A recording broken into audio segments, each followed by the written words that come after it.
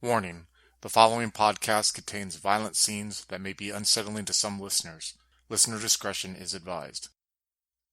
In the fall of 1987, four men find themselves reunited with childhood friends for the first time in 10 years. They are drawn together by the mysterious death of a mentor they all cared for together as children. World of Darkness: The Ultimate Evil is a first edition Chronicles of Darkness game that takes place in Bismarck, North Dakota, and is inspired by the Satanic Panic of the 1980s. Remembrance is the first story arc that follows Alex, played by Adam B., Wayne, played by Adam C., Che, played by Andrew, and Michael, played by Slavic, as they discover the mysteries that surround them in their hometown. If you would like to contact us, you can reach us on Twitter at twin_cities_VTM or on Facebook at Twin Cities by Night. We hope you enjoy.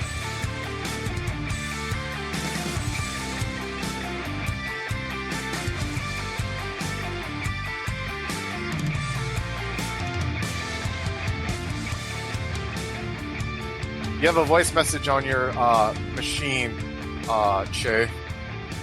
I play it. All right. Brian is a voice message from Brian Eagle. It's like, hey, Che, this is Brian. I know it's kind of odd to probably hear a voice message from me, man. I didn't realize who your grandpops was until today. I had a good talk with him, man. I think me, you, and your pals that I met the other night should get together. I think we can find an answer probably to your guys' problems. And again, I apologize for the other day. My blood runs hot sometimes. Your grandpops is actually someone who's been kind of helping me calm down lately. So if you can, give me a call at this number, and he lists off the number. I'd like to meet up with you and your pals there, kind of talk about an idea that I have that I think might help you guys out. The sooner the better, by the way. Hey, you hear the click. This is right after I got back, and how long? Yeah. It's like 2 or 3, because you guys were there at 10. You went and stopped and had some drinks and then drove 2 hours back. So it's about 3 in the afternoon, we'll say. Because you remember you guys went there really early that next morning and everything and got there like at 10. All right. What I'm going to do is I'm going to give him a call and see how big of a deal this is. Like if it can wait until tomorrow, or if this is something we have to do tonight. You dial the number and it rings about 4 times and picks up. It's like, hello? This is Che. Hey, man, how's it going? Not good. What you need? Yeah, you see the hesitation. I'm sorry, man. Yeah, so I didn't know that you're kind of your grandpops is kind of a big deal in the res, man. Believe it or not, small world, but he's been helping me kind of like get my self-centered in a way, you know, kind of get rid of some of my anger issues. This is why you to know that he's a good man. So props to you, man. If you're of his blood, yeah, you're good in my eyes. So I was talking to your pops, man, about your situation. I hope you don't mind.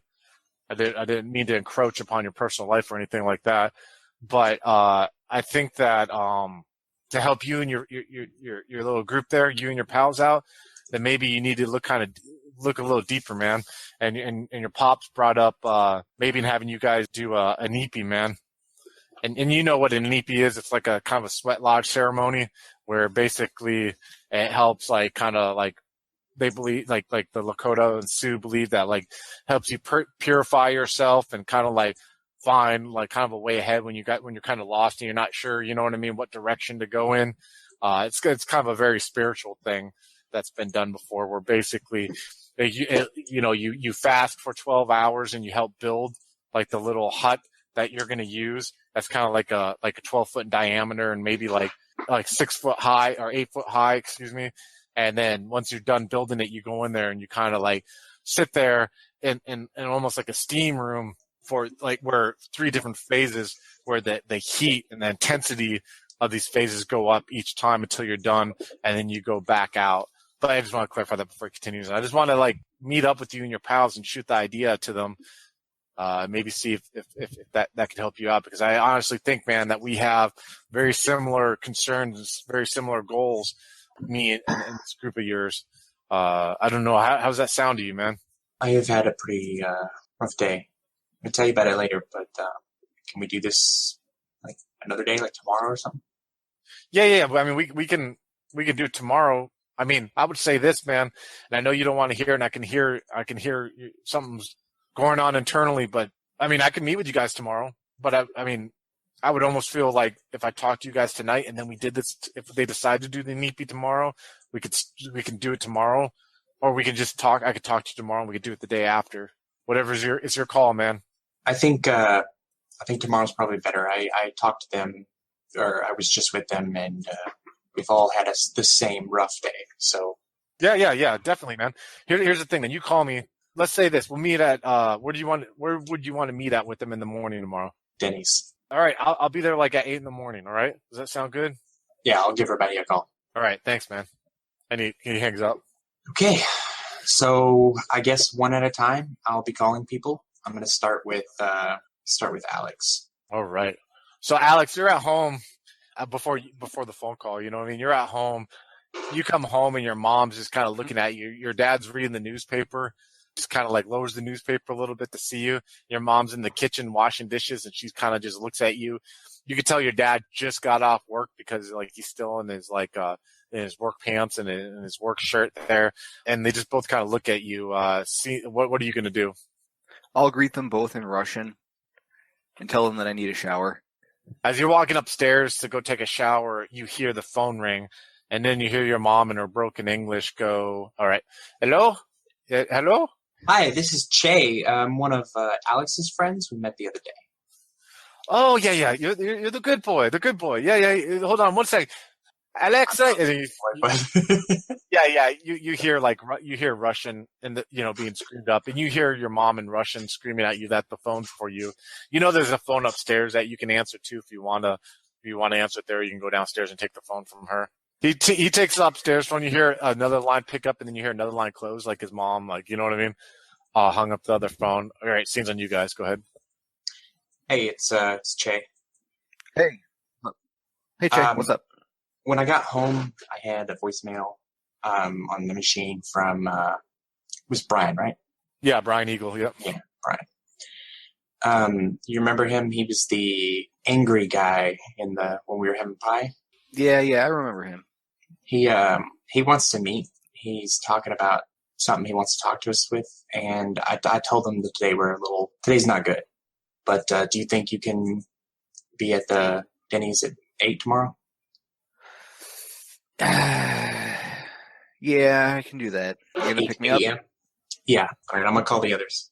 Wayne, you get back to your trailer. You step in. You hear your phone ring as you're kind of like throwing your keys on this little end table that you have by your sunken in couch. I'm just gonna walk over and pick it up. Hello. Hey, it's Che. Hey, what's up? Can you meet all of us? Can we all get together tomorrow at the Denny's? Yeah, I can do that. This guy, Brian, do you remember when we were at the truck stop? Yes. There's a guy inside that we were talking to. He's got some information. He wants to talk to all of us. Okay. Yeah, no problem. I'll meet you there. Okay. Just, relax a bit. Try not to do anything dumb.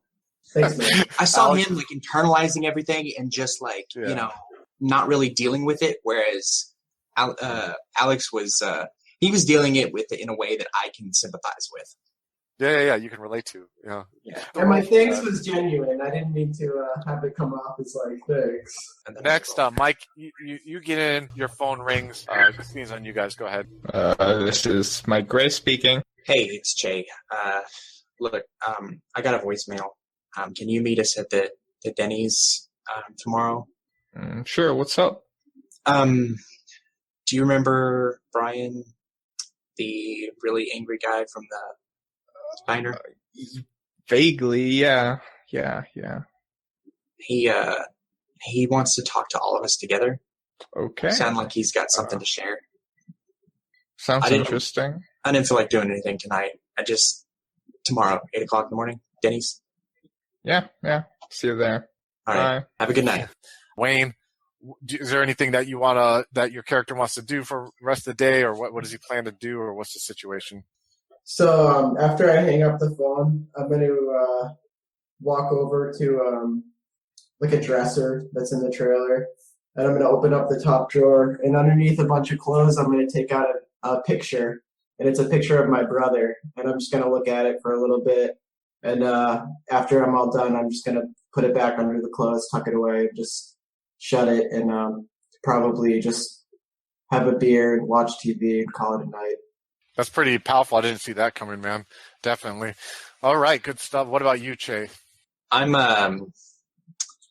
gonna go over to like the bench press that I have, this small little bench press that I have like in the corner somewhere, and just spend some time just letting my mind escape from things, just lifting weights and not really thinking about anything, just doing something physical to take my mind off things.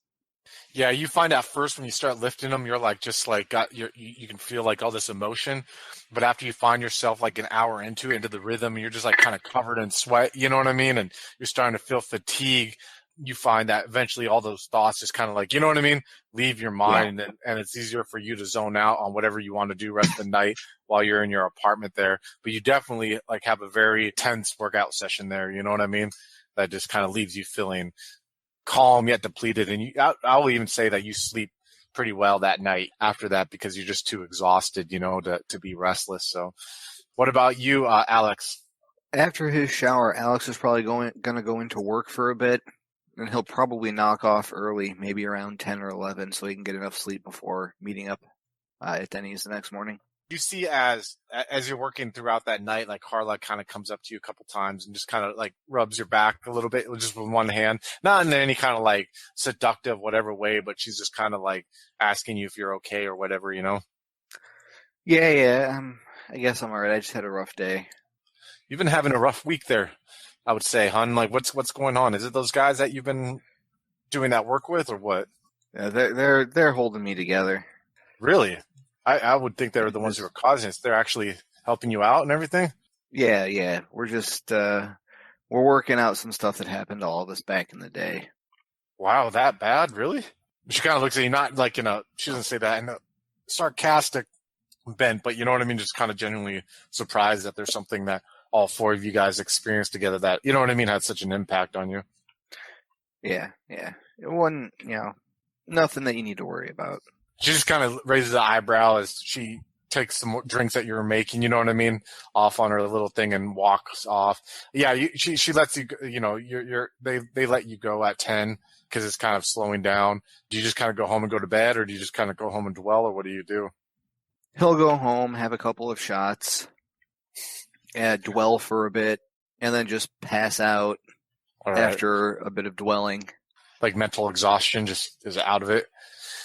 Yeah. Michael, you get back to your apartment. What time is it? Like 3 p.m. or something? Yeah, like 3 p.m., yeah.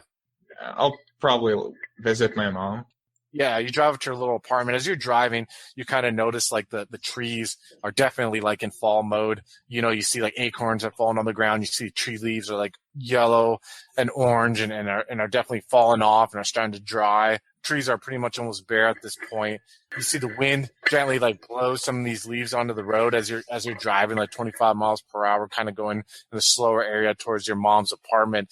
And it kind of brings like this cloud over you a little bit, like already what you've been dealing with, you know, how you said earlier, like it went from weird to just like crazy now, you know, and it seems like now it's like this eerie sense of melancholy in a way is almost like, I don't want to say you're being overcome with melancholy, but definitely there's not bright bird singing shit that would cheer you up that you're being surrounded with.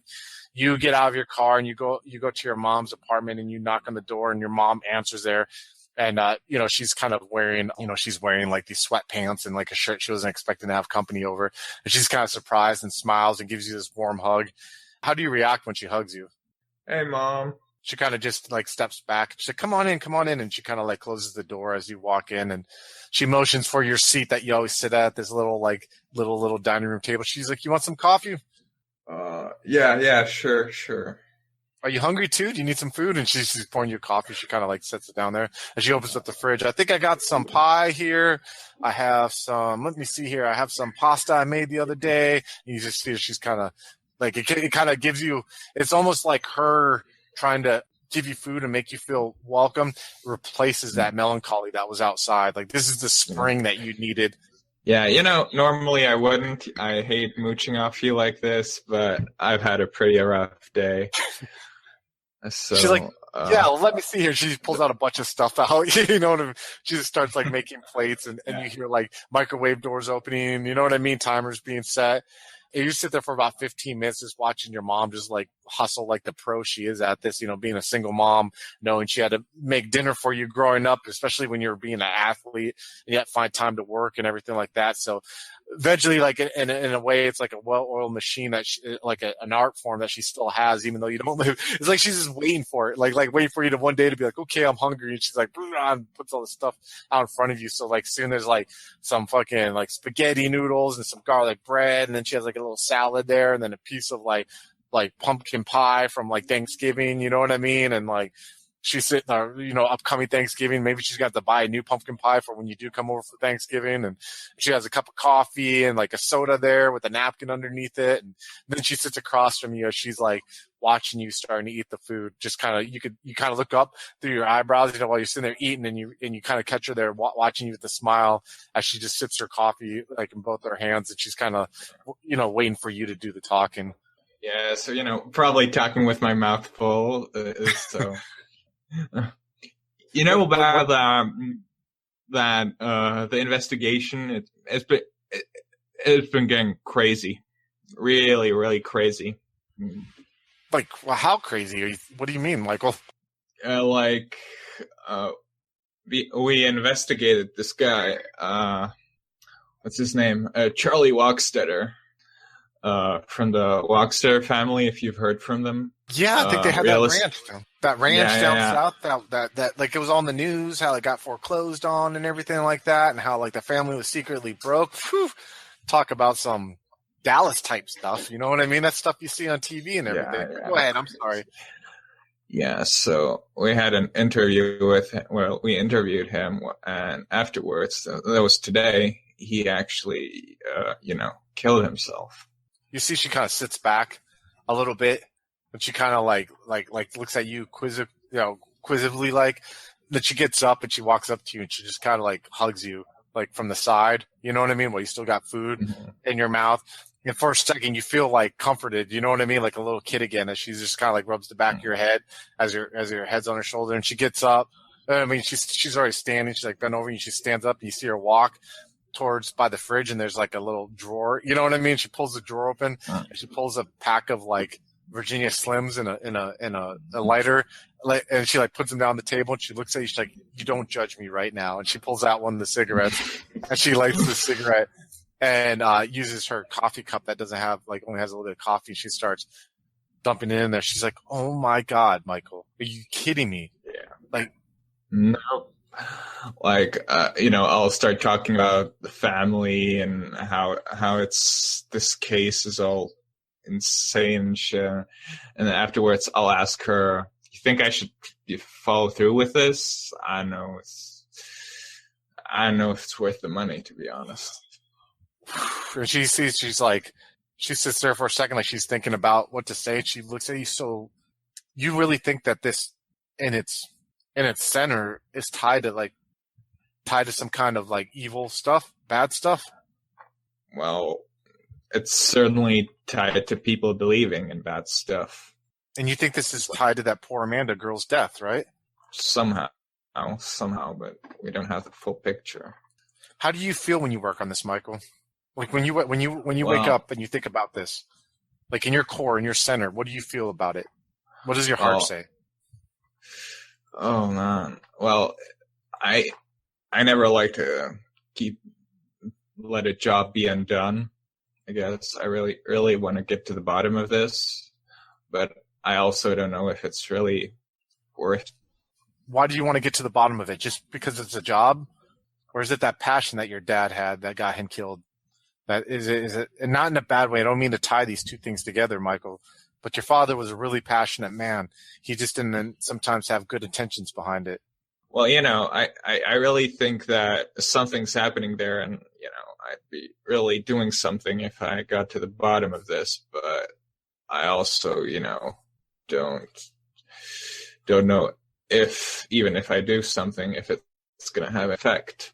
Michael, are you satisfied with being a cop? I mean, could be better, I guess. Why could it be better?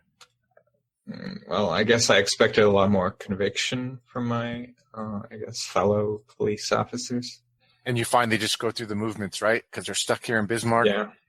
Bismarck never even has seen a cop killed or anything like that. But this thing, when you talk about this, Michael, I sense a passion. Even though you feel like you asked me, is it worth it? I feel that you know that this is something that has more of an importance than just the monotony, right? That you find these people that you feel don't have the passion their lives go through, right? So what does your heart tell you, Michael? What is that thing that gave you that passion? The same thing that gave your father the passion that he had. The man that I fell in love with before he kind of lost his way. What does your heart tell you, Michael? Yeah. Yeah, you're right. I'll follow through with this. I'll see this to the bitter end. And hopefully it will be for the best. Michael, don't worry about changing paths, Michael. People do it all the time in their lives. You're young still. You have a lot of decisions to make. I had to change my path sometimes by my own decision, but sometimes by the decisions of others. But it's what we do as people. Don't feel that you need to stick with something just for the sake of sticking. And what I'm talking about is the monotony that you see your peers doing. If this is what brings you passion and you feel like you're doing something that's right and just, you do that, okay? I'm proud of you either way, though. You're a good man. You're a very good man. You had all the good qualities that your father had, but none of the bad ones. And I want you to know that I love you because of that, okay? Love you too, Mom. And she walks up and kisses the side of your head and goes and uses the bathroom while you're sitting there. All right. Do you sit there and just kind of finish out your evening, like watching TV with her and everything? Yeah. All right, you guys sit there and watch her shows like Dallas and all that stuff while she reads TV Guide and points out articles about TV stars or interesting shows that may be coming up. Everyone wakes up in the morning. I know Alex wanted to get a ride from, well, how about this? We'll see if anyone wants to do anything in the morning before they go there. If they just want to say they want to go there. So we'll go with you, Wayne. You get up in the morning, your alarm goes off like around 7. What do you need to do? So I get out of bed. I'm just going to throw jeans and a shirt on, go over to the sink and wash my face. Maybe start the day off with a cigarette. Breakfast at Champions, and I guess I'm just gonna get in my car and just start making my way down to the Denny's. Yeah, when you get out of your trailer and kind of walk on that sagging front steps, it's kind of like this is a feeling sometimes that you've had in the morning when you had to get up to do early shift and no one's really awake and you kind of just you know what I mean? Hear the wind a little bit. You hear the ruffling of a couple leaves going across and everything like that as grass is dying. The little grass that is around here as you get in your car and you head over there.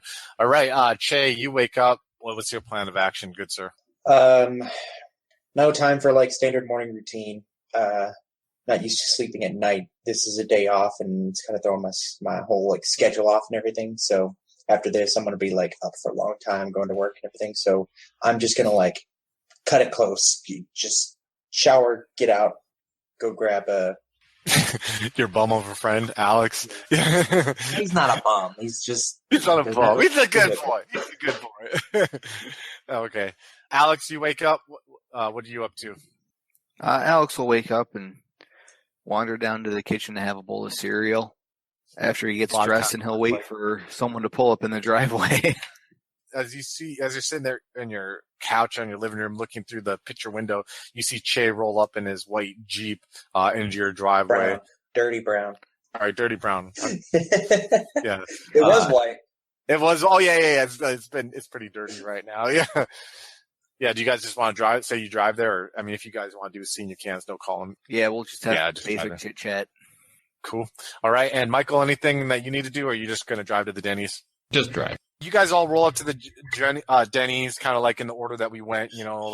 Wayne, you get there. You see Brian kind of sitting at this table that he staked out. He's drinking a coffee. You see he has a brown leather jacket that he took off. He's wearing a brown T-shirt that has no designs. You see it kind of fits his form. He's not the Rock buff, but he's very athletic. And he has, for those of you who don't know, he's an American guy, kind of has a crew cut haircut. He's wearing jeans, and you can see he has cowboy boots on underneath the jeans. He kind of stands up and he shakes your hand as he has a strong grip, and he kind of motions there. He's like, "Hey man, I just wanted to say before your friends get here, I'm sorry about the other day, about being as upset as I was, and just, dealing with my sister and all this stuff and everything. I just thought you guys were part of the problem, man. And I didn't realize that. So I just wanted, before I talk to you and your friends, the rest of your friends here, I just want to say sorry, man. I'm not really an asshole like that. Okay. I'm just going to tell him, hey man, you don't have to worry about it. This whole thing that that me and my buddies are involved in now, it's totally insane. And I get the tempers run high, so just don't worry about it. And I'm gonna slide into the booth across, the seat across from him, and just slide into the booth there. As Che and Alex walk in, he kind of gets up and says, he says hi to both of you, and he shakes your hand, and he looks at you, Che, and he's like, "Hey, man, thanks for doing this," and he kind of just motions. He looks at you, Alex, and he kind of is like, I know you probably want to punch me, man. Again, I told your buddy here when he got here, I'm sorry about the other day. I hope it didn't, I'm not a dick, man. You know what I mean? I was very upset, so I apologize. I hope you can accept my apology. Alex will rub his eyes. Yeah, that's fine. It's been a rough week. He pats you firmly on the back. He's like, "Yeah, I bet I'm kind of your friend there gave me a preview. I'm interested in hearing." As he sits down, Michael, you come walking in, and you kind of see Brian kind of looks at you. He kind of nods at you, like with the respect to your authority. He's like, "Hey, I told your pals here, man, I just wanted to apologize about the other day, but I don't want to dwell too much. So have a seat, man. I'll tell you kind of why I wanted to speak to you guys." Cool. And he motions to the waitress, like, "You guys want a coffee, man?" And he kind of like motions to the waitress. He's like, "Can I get some cups here?" And she's like, "Yeah." She comes and brings cups. You see this waitress looks at you four like, "God, these motherfuckers bring a lot of business in here." You know what I mean? And like, she slides. We're regular. Yeah. She likes us. No. She loves you guys, So we probably know her by name at this point, right? Just yeah. We could say her name. I'll let you guys pick a name, Brianna. No, I'm joking. Doris. Doris. There you go. So Doris. Thanks, Doris. Yeah. She nods. You're a real doll. She even leaves like 4 ashtrays, knowing that he's gonna smoke heavily. And so Brian, he's like, "Listen, guys," and he kind of leans forward a little bit, and he takes a sip of his coffee, and he's like, "Listen, man. So, I don't know how much here Che told you, but Che's okay. Well, I know you're kind of a quiet dude, and you seem pretty humble from what your grandpops said about you. But Che's family, his grandpa, kind of has a good reputation on the res. And when he says the res, he means Standing Rock Reservation. That's south of Bismarck. They call it the res, He's like, they have a good, he has a good reputation at the res, man. And he's actually been kind of working on me about dealing with my temper and getting acclimated to normal life, getting out of the military and everything like that. He's considered a pretty wise man in our community, and he tries to do his part. So I was talking to him, and I was telling him about. Turns out I was telling him how I came across Che, and I didn't realize Che was his grandson. Me and him were talking, and I just kind of let him know that you guys were kind of working together, trying to look into something in the past, something that ties you all together. This Amanda chick, from what you guys have told me.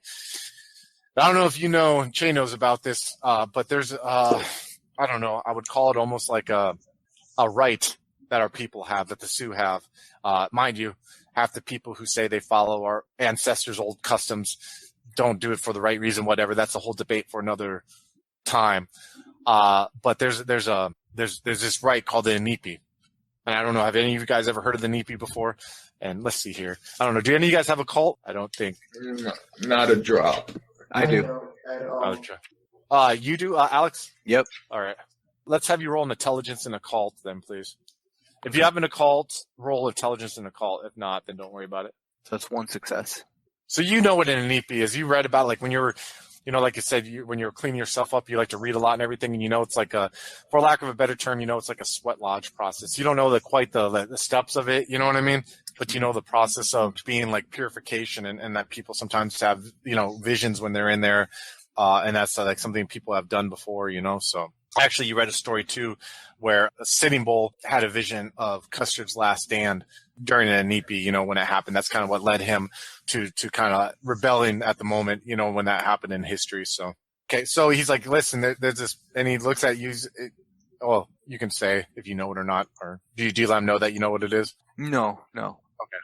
So what an uneasy is, man, it's basically, guys, it's for lack of a better term, it's a sweat lodge process. It's a right that our people believe, and that it purifies ourselves, and it kind of gives us sometimes the answers and the vision on what path to follow when we're kind of stuck in a gear in a way. It's a very intimate process. It's just not simply walking into a sweat lodge and just like saying, okay, let's do this. It's a process of where we fast for like 12 hours and then we build the sweat lodge from our very hands and from the material of the earth. And once we're there, and once we build it, we have a mentor in a way, a guide, someone who sits in there with us. And there's 3 cycles of it. And in each of these cycles, the heat goes up so that we can reach another level of our visions. When I talked to you guys the other night at that truck stop, I'm not going to lie, it really impacted me, man. It really hit me hard because at first, like I said, I thought you were part of them trying to cover up shit. Then when I realized that this thing is much bigger than I thought it was and that I might get answers about my sister or anything to that extent, I knew that there's something about you guys that magnetized me and pulled me in. And I don't know, Che, and he looks at you, Che. I don't know if you feel this way, but I really think that this is something that you guys should do together. I think fate has brought you guys back together and put you guys together back then for a certain reason. And I can sense a weariness, especially from you yesterday, brother. And he looks at you, Che, on the phone. And I think that maybe this is something that you guys need to put that bond back together that you had. It might be the answer that you're looking for. It wasn't wariness that you were sensing. It was weariness from events leading up to this. I think this is a good idea, but I didn't want to give my opinion until they heard you out. Yeah, like, and he looks at you, Wayne. You said some shit about some shit's getting crazy.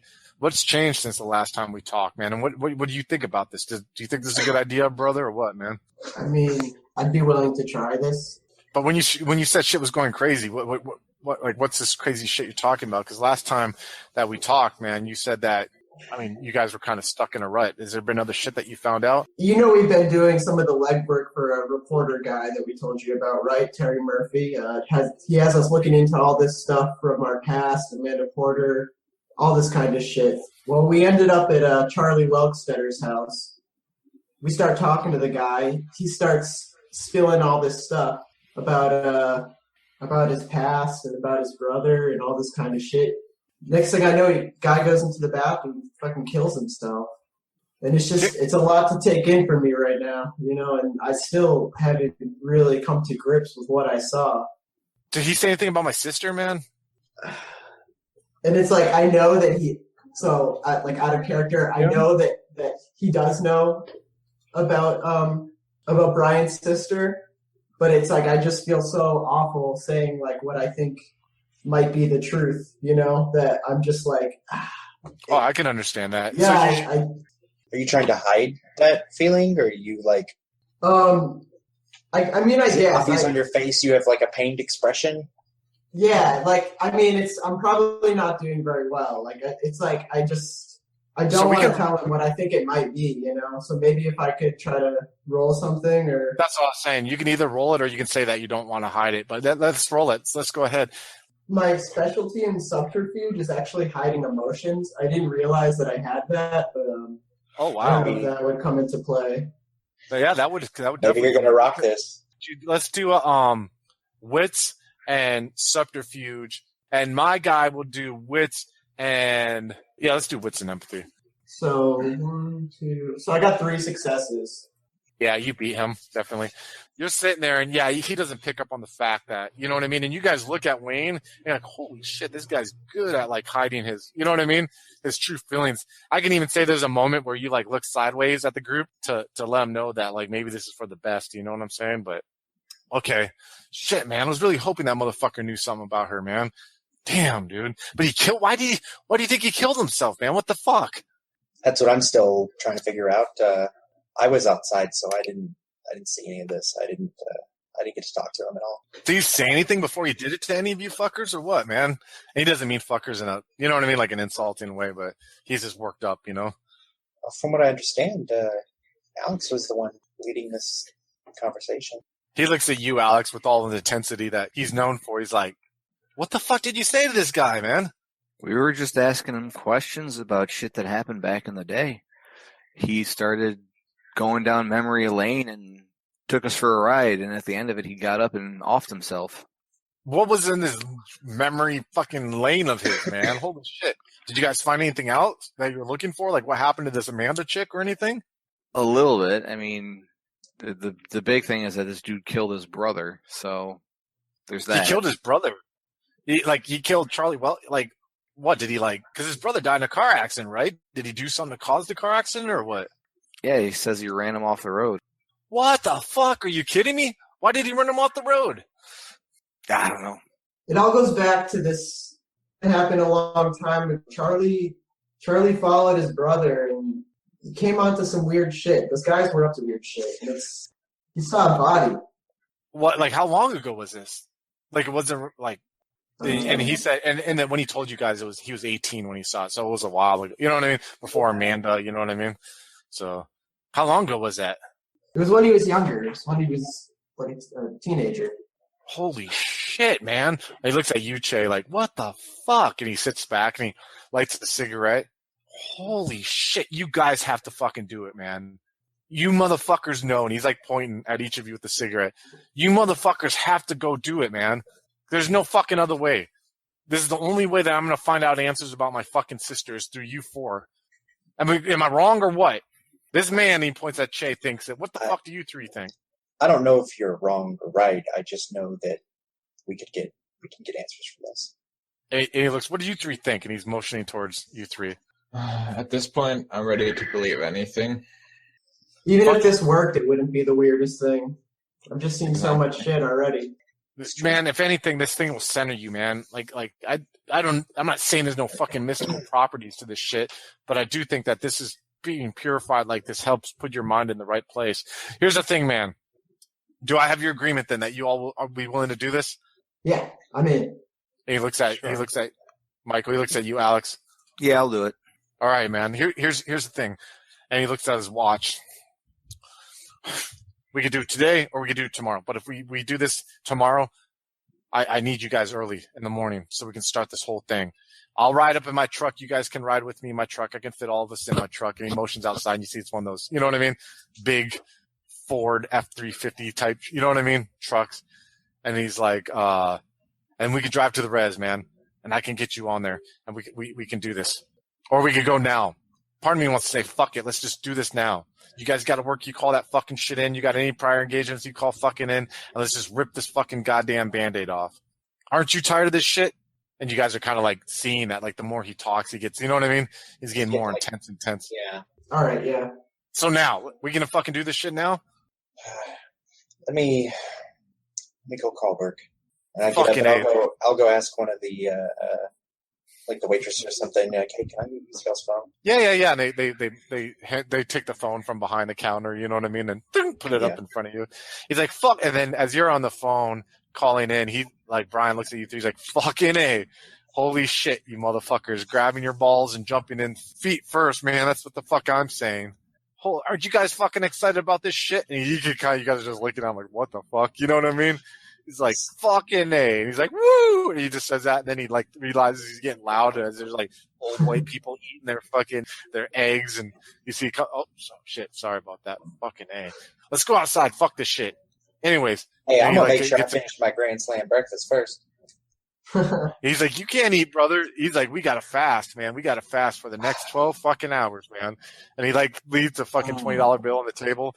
And he's like, don't worry, white guys. And he pats you guys on the back as you're getting out. You pale faces are about to get cultured, man. And he like goes outside and grabs his like brown leather jacket and throws it on as he steps out. And he's just kind of like standing outside. He's like, and you guys got bosses to call? How long is this going to take? All fucking day, brother. All day. Yeah. Let me go use the payphone and call work. I'll tell him that I'm sick today. I'll follow behind Alex when he's walking to the phone, just so I'm kind of like out of earshot from Brian. And I'm just gonna kind of like lean towards Alex and whisper, I don't have the heart to tell this guy what I think might have happened to his sister. I don't know what the fuck we're gonna do if this thing works and he finds something out. I'm kind of afraid of what's gonna happen. What'll Can we happen? just let this unfold? We might as well. Okay. We might as well. By the way, he's not saying like there's any like what I don't want you guys to get the wrong meaning behind this. He's not saying like doing this is going to supernaturally answer your questions. He's saying what this does is building. Yeah, you know what I mean? We're gonna find it within ourselves or something. Exactly. Yeah. He's not trying to say this is going to answer all the fucking answers. This is magic, you know what I mean? you guys. Yeah, he's not saying that at all. You know what I mean? So okay. Hello, folks. Have you ever wished you could have an easy way to find gameplay videos and podcasts, or just media in general that deals with your favorite White Wolf role-playing games? Or have you ever wished you could find a forum to share gameplay that you have recorded, one which wouldn't be drowned out by random posts and discussion, so that your media could get the attention you want? Well, we have the answer for you in a Facebook group we run called White Wolf RPGs Gameplay and Media. The group is specifically ran with the sole intent of it being a one-stop shop for people to view or share media involving the games we all love. We take thorough steps to ensure the page does not become cluttered and is easy to traverse. We are currently over 1,000 members strong, and we are continuing to rapidly grow, with new media being shared every day. Stop on by. We hope to see you there. High Level Games, the industry's first choice in taking your games to the next level. We are a podcast blog and new media network at highlevelgames.ca. We have blog posts about all of your favorite games going up 5 days a week, and a podcasting network with actual plays and shows that discuss role-playing games, with more rolling out all the time.